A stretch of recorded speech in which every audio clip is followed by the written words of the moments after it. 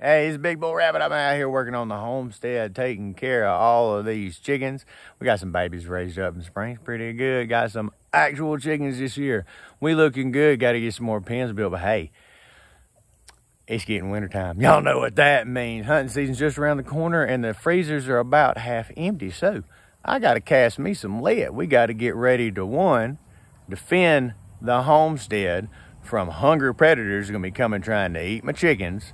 We got to do that. Two, we got to get out there in the woods and put meat in the freezer for the family. So let's take a walk at some of the stuff that we're going to be using out there in the Mississippi and Alabama woods, getting all that good meat. First, we'll take you down the lineup and introduce you to the defenders of the farm. First up, we have the one that I love to carry the most, the Confederate Griswold in 375. That's right. Now, these are all black powder foils. Well, most of them. This is the 1860 Colt. That's right. Got the gold plate and the nickel finish. It's the 457. We got a Remington 1858 5.5-inch barrel. And that one's in the 457 as well as a Remington 1858 Army.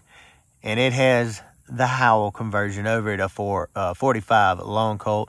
The 1847 Ooh Birdie, that's right, the good old Ooh Birdie in 457. It holds a 60 grain charge if you want to. That's a heckin' fast round. Hey, did you know we have a Discord? That's right, Big Boy Rabbit, live action. Link down in the description. Don't forget to get on there if you want questions, advice, or you just want to hang out with a bunch of like-minded people like yourself, like us. Go on in there. Join us. Join the party. Now, if you load up a 50 or 60 grain charge behind your 457 bullet, that's going to have that big old chunk of lead screaming out at about 1,000 to 1,200 feet per second. That is insanely fast for something made in 1847, y'all. This is an Uberty new production, so we can handle all that good stuff. Also got the conversion cylinder for it in order to scrape the lead out, because when you're screaming 1,200 feet per second lead out of that barrel, it leaves lead behind. So you got to put old conversion in there and shoot some jacketed rounds, just a few, scrapes the lead out. Moving on up, we got a pair of Flintlock 45s, and they do have the dovetails. Look at them. Look at them. They got sights on them. Ain't that awesome? So that means we can use them. I already had these out. They were pretty accurate. I could use them to about 45 yards. So, you know, we're going to try to get some varmints with them. And we got the Thompson Center 45. Super accurate, double trigger, incredibly sweet gun. Then the Tower pistol reproduction in 45. Another one that I love to carry because it slips in and out of the belt real easy. This is old homemade Kentucky Derringer, well, Kentucky belt pistol. It's short. It's okay. It works. We need to get it out to the range and put it on paper. And then we have the CVA belt pistol. These are really good for hunting because they have the belt clip. I love it. And they're really cool.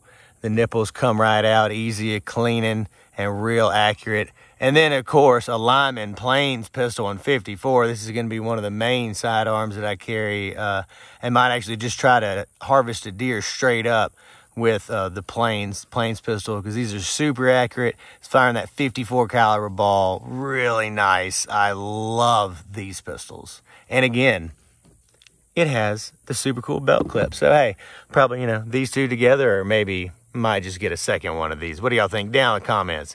Should I carry these two together, or should I just get a second one and dual wheel 54s?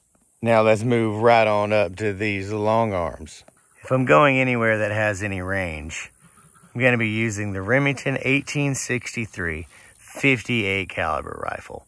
Super, super duper accurate. I can use this thing out to 300 yards, no problem. Love it. And we got some special loaded bullets for it, cast bullets for it. And then, of course, my second one that I carry the most is, I say second, it's my first, but again, long range and then lesser range, is the Sharps 54 caliber. That's right, the original Sharps. I mean, I think the first one was 52, but they also had the 54s. Love this. This is a cavalry carbine. and it is just absolutely awesome for knocking those deer down. That 54 caliber puts them down range. And then we have a Hawkins rifle. This is an Investa Arms 50 caliber, except what's neat about it is that the nipple has been replaced, and that is for a rifle primer, a regular modern cartridge rifle primer. A lot more powerful, will definitely go off, and real good to set those powder charges off. I wanted to use some of the new cool 50 caliber bullets that they're making, so I had to have some modern 50s.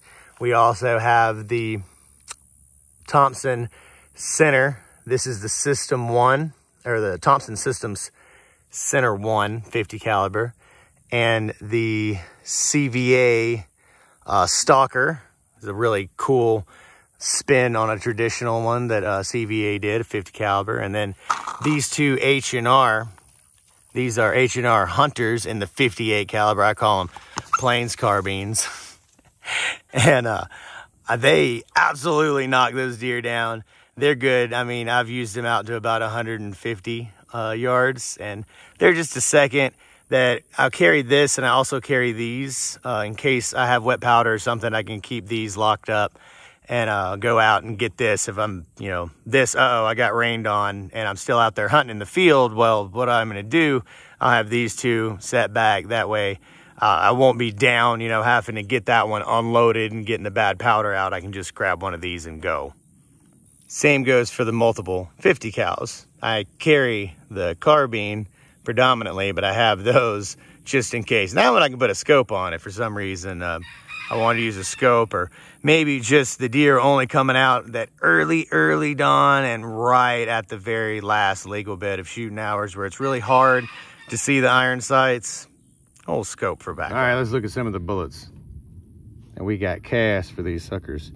This is the 1851 Colt pattern conical bullet for the Griswold.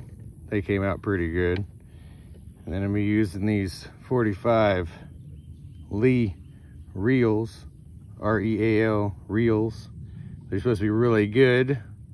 And if I can get some more casts, I didn't get that many as I'm still learning my casting, but I didn't get that many casts. We get more casts, I'll use them in the single shots as well. But for now, the single shots, I'm using these patched. These are 449s, and these are from original, like, Civil War molds. So I don't know what they were using it for, unless they had, I guess it could have been that particular gun was undersized, and the, you know, the mold that came with it was sized to it. So it was just under, it should be like 457 or 455, and this is 449, but it works with a patch and those single shots. And then for the 58s, the main hunting ones, we got the friggin' massive 450 grain slugs. Just knock them all the way down. And then the 400, I'm sorry, I think these are closer to 480 and 500 grain. And these are the 440 grains, 58 Real bullets, Lee, R-E-A-L, Real bullets. That don't have to be saboed or patched. They just go right on down, fill those grooves with lube, and it scrapes the fouling out so you can fire round after round of this stuff. And then for our lovely Sharps rifle that we carry the most, I casted some ringtail. And these, all of these go on paper cartridges. And these are the OGs, the ringtails. It was originally done for the Sharps at some point. 54 caliber, the paper cartridge goes along the back there. We got a decent amount of those. We also have some wacky bullets casted. Oh, the short one. The wacky bullets where the heat was too low. We got pour lines, and for like sub 50 yards, if it holds together in the barrel, it might come apart on the target, which would be nasty on a deer takedown. So we're holding on to those. Then had old boys up at Richmond Laboratories in the Confederate 54 caliber Sharps bullets. Old paper goes right around that, nice and easy. And these are supposed to be pretty good. Old boys up at Richmond said they're good, and you know if it came from the laboratory. They've been tested. So there's a lot better metal than the one I casted, because the stuff I'm casting is from repurposed fishing weights, and not sure what they're using, but them boys know a lot more about making bullets than I do. So, now look here. Don't forget to give a old like and subscribe. Hop over on the Discord link in the description. Big Boy Rabbit Live Action. Join the party, get advice, give me advice. Anything you like. It's fun. See y'all next time.